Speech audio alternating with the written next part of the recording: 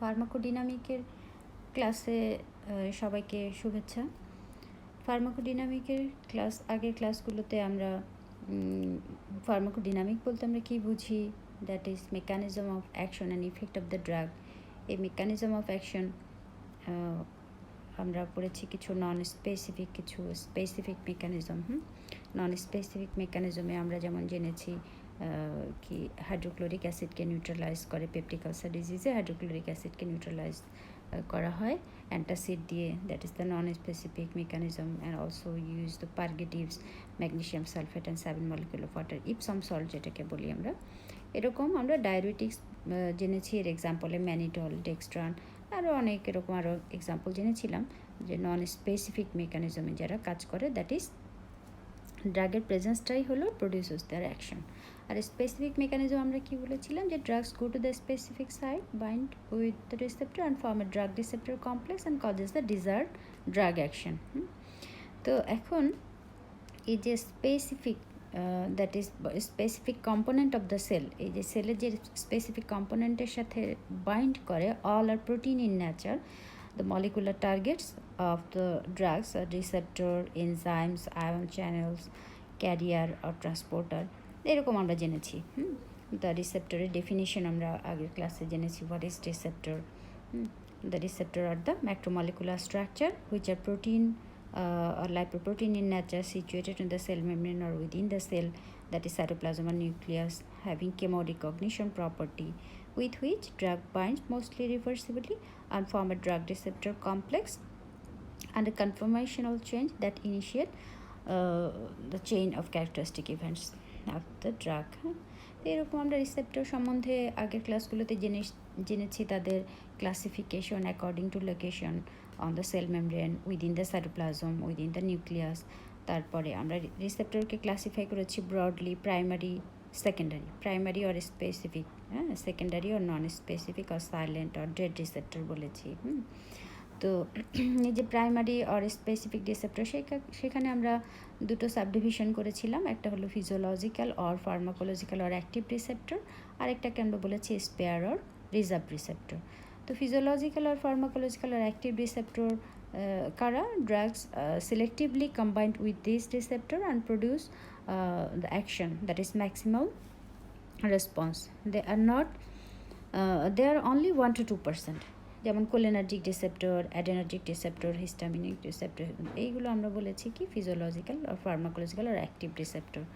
আর আরেকটা কি স্পেয়ার আর reserve receptor, that is anatomically and functionally these receptors are same as physiological or pharmacological receptor, but they do not act normally.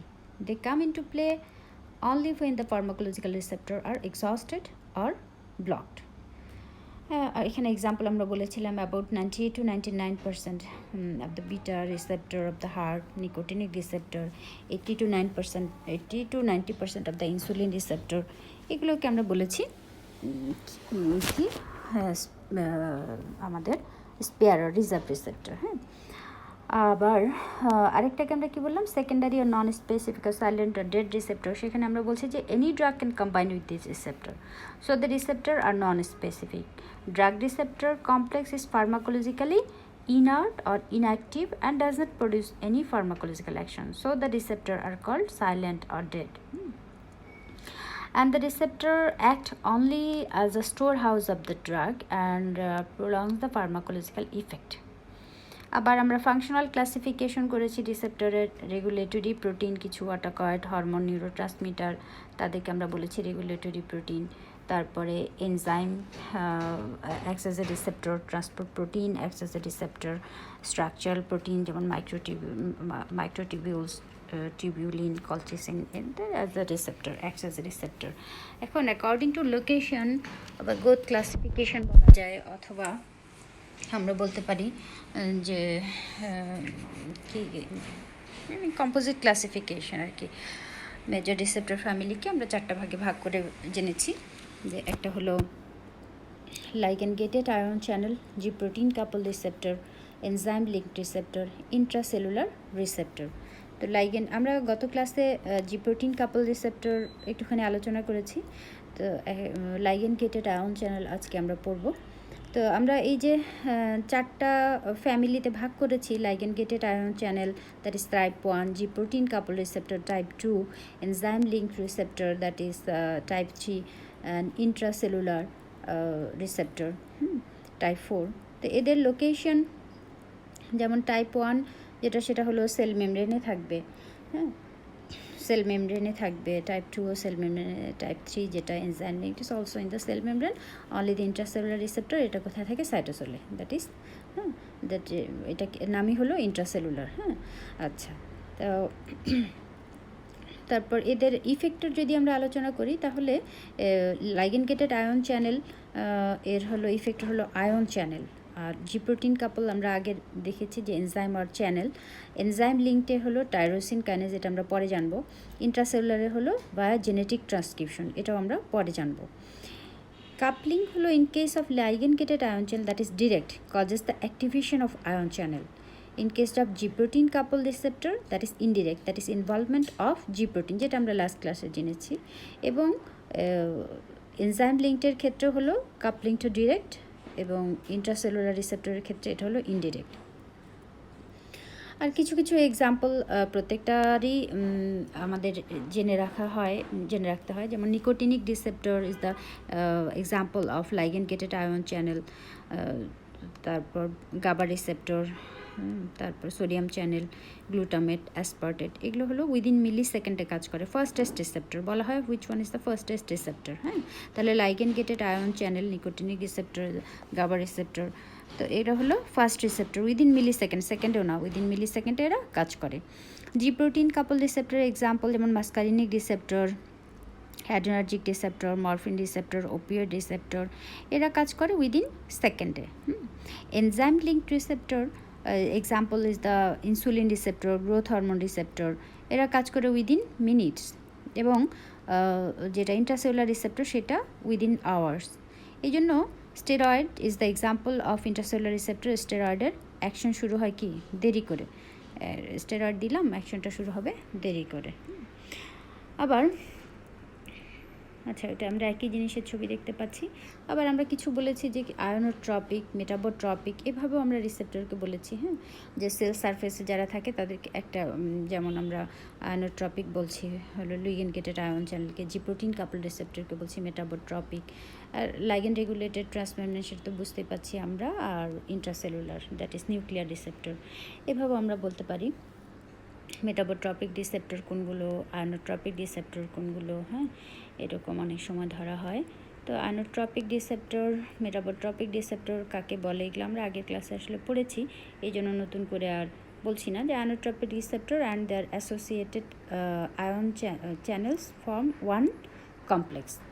R in case of metabotropic receptor, যেটা ডান সাইডে আমরা ছবিটা দেখতে পাচ্ছি, metabotropic receptor are coupled with their associated ion channels by a second messenger cascade. হ্যাঁ, উপরে দেখা যাচ্ছে যে সেকেন্ড ম্যাসেঞ্জার দিয়ে তারা কাপল হয়। হ্যাঁ, আচ্ছা, এখন ওই যে যেটা বললাম জি প্রোটিন কাপল রিসেপ্টর আমরা আগের ক্লাসে আলোচনা করেছি, তাই এটা ডিটেলসে আর আলোচনা করবো না। G protein couple receptor is the largest family.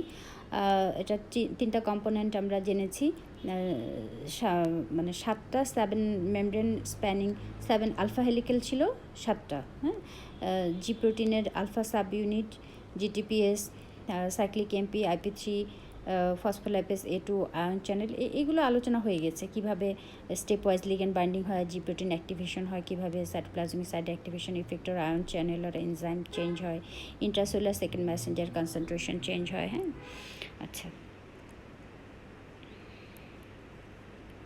আমাদের আজকের topic ligand gated ion channel. Ligand gated ion channel আমরা জানবো একটা খান একাডেমির একটা ভিডিওতে ভয়েস এডিট করে ওখানে একটু এক্সপ্লেন করার চেষ্টা করেছি আমি, সেটা আছে আমাদের এই ভিডিওর পরেই আমরা পাবো সেটা। তো লাইগেন গেটেড আয়ন চ্যানেল কীভাবে কাজ করে। তো এই লাইগেন গেটেড আয়ন চ্যানেল আসলে যেটা আমাদের আজকের ক্লাসে পড়া, সেটা হচ্ছে যে এখানে যদি আমরা একটু ভাগ করে বলি যে ligand gated ion channel, ionotropic receptor যেটা আমরা বলি, লাইগেন দ্যাট ইজ ড্রাগ আর সিগন্যাল মলিকুল। আমরা আগেই জানি আমরা লাইগেন বলতে কী বুঝি, যেটা পার্টিকুলার বাইন্ডিং সাইটে বাইন্ড করে ওই চ্যানেলকে ওপেন করে, সিম্পলি ড্রাগ মলিকুল আর সিগন্যাল মলিকুল। হ্যাঁ, আচ্ছা। তো গেটেড কি, যে রাস্তা, গেট মানে রাস্তা বা দরজা, এটা আমরা জানি। হ্যাঁ, লাইগেন গেটেড আয়ন চ্যানেল। তাহলে একটা দেয়ালের মধ্যে একটা যদি দরজা বানানো হয়, তাহলে এই পারপাসটা কি? এই পারপাসটা হলো ভিতরে এবং বাইরের পার্সন আর ইন্ডিভিজুয়ালের মুভমেন্টকে সে কন্ট্রোল করবে। যতক্ষণ গেট বন্ধ থাকবে ততক্ষণ কোনো পার্সন ভিতর থেকে বাইরে বা বাইরে থেকে ভিতরে যেতে পারবে না, এই তো। এদেরকে রেসপেক্টিভলি ভেতর থেকে বাইরে বা বাইরে থেকে ভিতরে মুভ করতে গেলে সেই গেটকে ওপেন করতে হবে। সেই গেটকে ওপেন করার জন্য একজন গেটম্যান লাগবে। এবং এই কনসেপ্টটি হলো আয়ন চ্যানেলের সাথে সম্পৃক্ত, দ্যাট ইজ গেট কন্ট্রোল করে আয়নের মুভমেন্ট। হ্যাঁ, আচ্ছা। আয়ন এখন লাইগেন গেটেড, তাহলে একে গেট করে কে? বোঝা যাচ্ছে সে ligand, that is the drug molecular signal molecule, এই গেটকে সে কন্ট্রোল করে। আচ্ছা, তারপরে আয়ন চ্যানেল। এখন আয়ন কি? কোনো এলিমেন্টের পজিটিভ আর নেগেটিভ চার্জ, যেমন সোডিয়াম উপরে একটা কি প্লাস, পটাশিয়াম একটা প্লাস, ক্লোরাইড একটা মাইনাস, এরকম। এগুলো হলো কোনো এলিমেন্টের পজিটিভ আর নেগেটিভ চার্জ বলতে বোঝায়। আর চ্যানেল হচ্ছে একটা medium through which the substances move. হ্যাঁ, তাহলে লাইগেন গেটেড আয়ন চ্যানেল এমন পাথওয়ে বা চ্যানেল যেটা কিনা সেলের সারফেসে থাকবে, ট্রান্সসেলুলার থাকবে, যার কাজই হলো আয়নের মুভমেন্টকে কন্ট্রোল করা। কিন্তু এই কন্ট্রোলটা কার প্রেজেন্সে হতে হবে? লাইগেন্ডের প্রেজেন্সে। তো এখন যেমন আমরা যদি কোনো প্লেস ভিজিট করতে যাই, এটা কোনো একটা ধরো কোনো জায়গা আমরা দেখতে গেলাম, তো এখন ওই ইনসাইডের যে ক্যাপাসিটি যদি ফুল হয়ে যায় ভিজিটরদের, তাহলে কী করবে? তাহলে বাইরে যে গার্ড বা গেটম্যান থাকবে, যখন ভিতরের ভিজিটরদের কনসেন্ট্রেশন ফুল, তখন সে গেট ক্লোজ করে রাখবে, তখন সে ভিতরে ঢুকতে দিবে না কাউকে। আবার যখন ভিজিটরদের কনসেন্ট্রেশন বাইরে কমে যাবে, মানে ভিজিটররা দেখা শেষ, খালি হবে, তখন সে গেটম্যান কী করবে? সেই কোয়ান্টিটির পার্সনকে এন্ট্রি দেবে যতটুকু স্পেস খালি হয়েছে, যতটুকু ভিজিটর চলে গিয়েছে, এবং আবার সে গেটকে বন্ধ করে দিবে। এই সিকোয়েন্সটা এইভাবে চলবে। এখানেও তাই, লাইগেন্ড হলো সেই গেটম্যান, যেটা আগে বললাম। আচ্ছা, তো এটাকে আমরা বলি কি? আয়নোট্রপিক রিসেপ্টর, তাই তো? আচ্ছা, তো এখন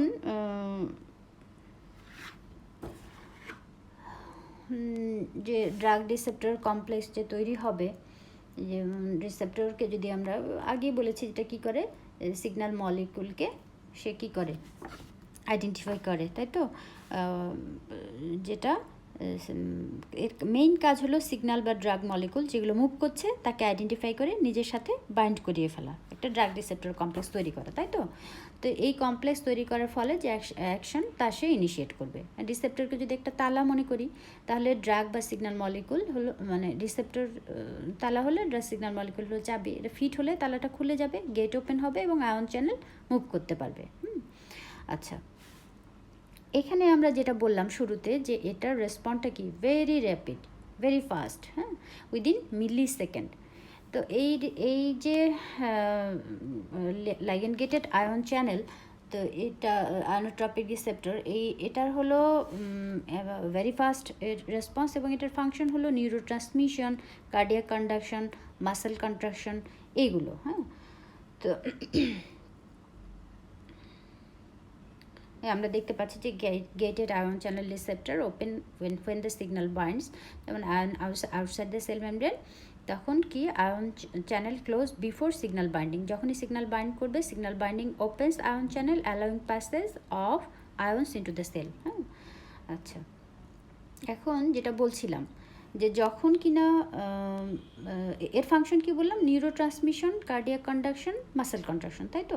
তাহলে যখনই এই যে উপরের ছবিটাতে একটা প্রিসিনাপটিক, একটা পোস্টসিনাপটিক মেমব্রেন, বাম দিকের ছবিটাতে দেখা যাচ্ছে, তাহলে যখনই একটা সিগন্যাল এই প্রিসিনাপটিক মেমব্রেনে আসবে, একটা পেন সিগন্যাল, একটা পেন সিগন্যাল প্রিসিনাপটিক মেমব্রেনে আসলো, একটা নিউরো ট্রান্সমিটার, ধরো অ্যাসিটাইলকোলিন নিউরো ট্রান্সমিটার, নিকোটিনিক যেটা, সেটা কি হলো? রিলিজ হলো, পোস্ট সিনাপটিকে একটা সিগন্যাল পাঠাবে, তাই তো? আচ্ছা, তাহলে এই ডান দিকের উপরে ছবিটাতে দেখা যাচ্ছে যে কতগুলো, প্রথমে চ্যানেলটা ক্লোজ ছিল, যখন সিগন্যাল বাইন্ড করলো তখন এটা পোর, আগেও একটা পোর ছিল কিন্তু ইট ওয়াজ ক্লোজড, তাই না?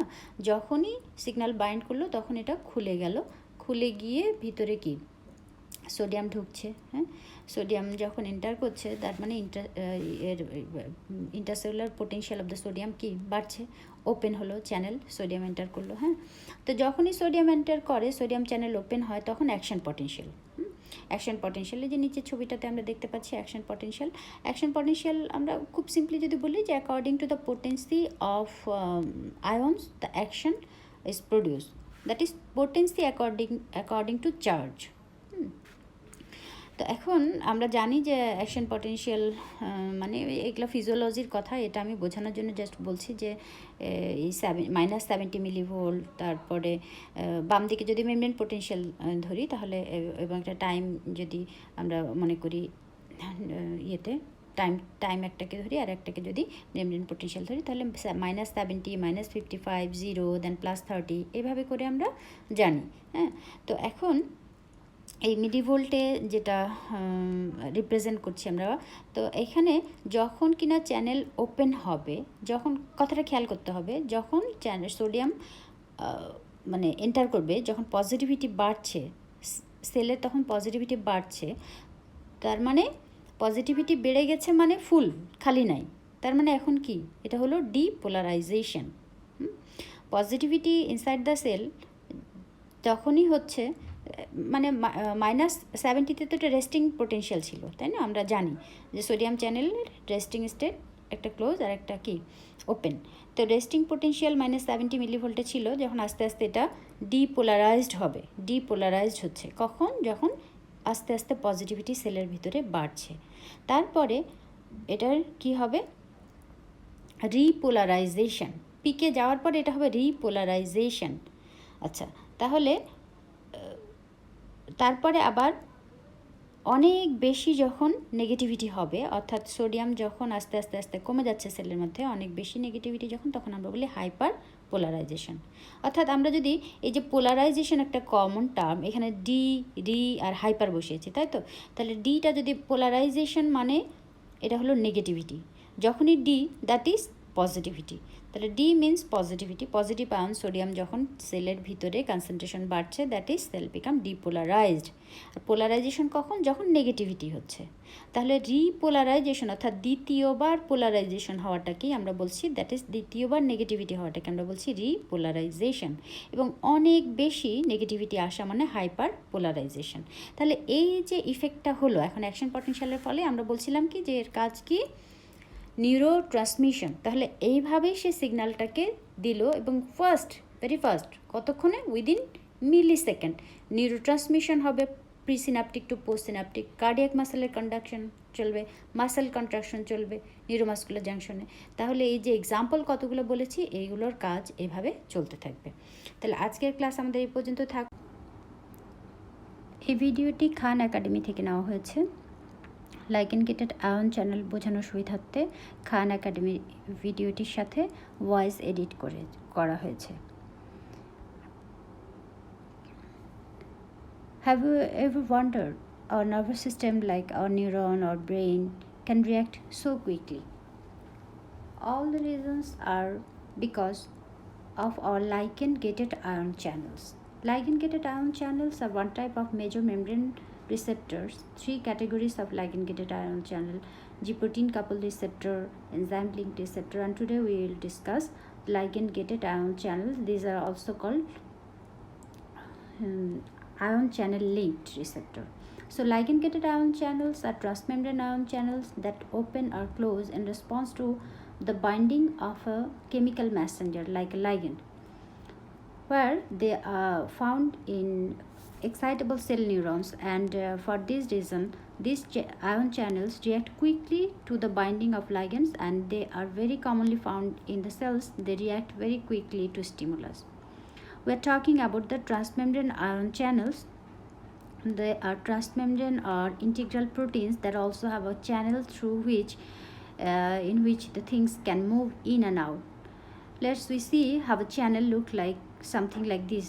এটাকে যদি কালার আমরা একটা কালার চ্যানেল যদি আঁকার চেষ্টা করি, এখানে, তাহলে এই মেমব্রেনের মধ্যে আমরা একটা এরকম একটা চ্যানেল দেখতে পাচ্ছি। এই চ্যানেলটাকে একটু কালার করে ফেললাম। হ্যাঁ, this portion of channel, at this moment this channel is closed. There is the intracellular portion, cytosol and all other stuffs of here, and outside there is the extracellular environment. This ion channel has a weird kinking.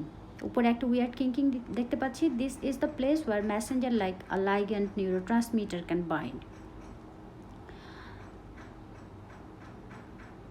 Does a ligand look like this? এরকম যদি একটা ligand হয়ে থাকে, and our ligand and this ligand can bind there.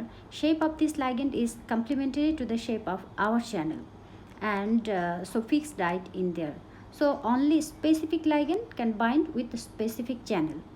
This is we called our lock and key, or more updated called induced fit. Once the ligand bind, that what they actually do is they open up the channel which was closed previously. ছবিতে আমরা দেখতে পাচ্ছি চ্যানেলটা close, তারপরে এটা open হবে। we can see the like this channel is open up and like a channel, ক্যানেলের মতো করে ক্লোজ চ্যানেলটা ওপেন হয়ে গেল। Now this is our open channel. One more interesting thing in ligand gated ion channel is where the ligand bind. Look at the binding site. The binding site is not in the actual channel. The reason why this is because we call the allosteric binding. So the ligand bind with the allosteric site. This is a place where is away from the ion channel. What happened? Once the ligand bind, it control the opening and closing of the ion channel by altering the protein conformation of the entire protein. So once it binds, the channel open in different places, and the ion permeability of the entire plasma membrane can quickly change. This is not just one thing happening. So many ligands are binding in many channels and scattered of the cell membrane. All these are opening and closing all at once. Once this channel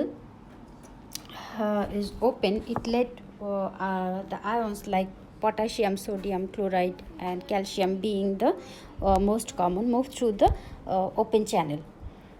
Once the ion move in and out, this will cause a change in electrical property of the cell. In other words, it converts the extracellular ligand signal into intracellular electrical signal. Ion can move in and also move out, have a intracellular electrical response, electrical signal happening inside the cell. Two things are happened. First, this allosteric binding site, this is the area that is complementary to the ligand, can be intracellular, can be inside the cell, but as considered where we have think about the main purpose of the membrane receptor, and we have to realize the generally matter response are extracellular signals, things that are on the outside of the cell membrane. And channel, we are speaking that ligand gated ion channel, those have a binding site on the extracellular side. The second thing to note is that the possible multiple allosteric binding sites for ligands. So that is the possible of multiple of these kinks of complementary shapes that let the ligands bind into proteins. Finally, I'll clear up two quick misconceptions regarding the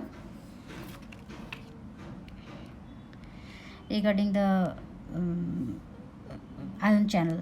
They are not the same as voltage gated ion channel. Voltage gated ion channels rely on the difference in membrane potential, and as we call the ligand gated ion channel actually responds by binding of a ligand.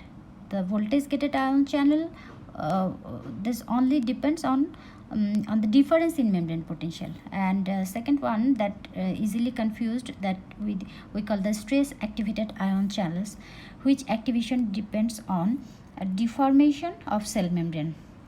that is or cell membrane stretching. So in summary, ligand gated ion channels are one type of membrane receptor. They are transmembrane ion channels that open or close in response to the binding of a chemical signal like ligand. So when we see here the channel is closed, and when a ligand binds to its allosteric site, which is a site that is not on the channel itself, then it open and the ions sodium, potassium, calcium, chloride moves inside the cell, and this causes intracellular electrical signal. We have outside a ligand. After binding, we get intercellular electrical signal.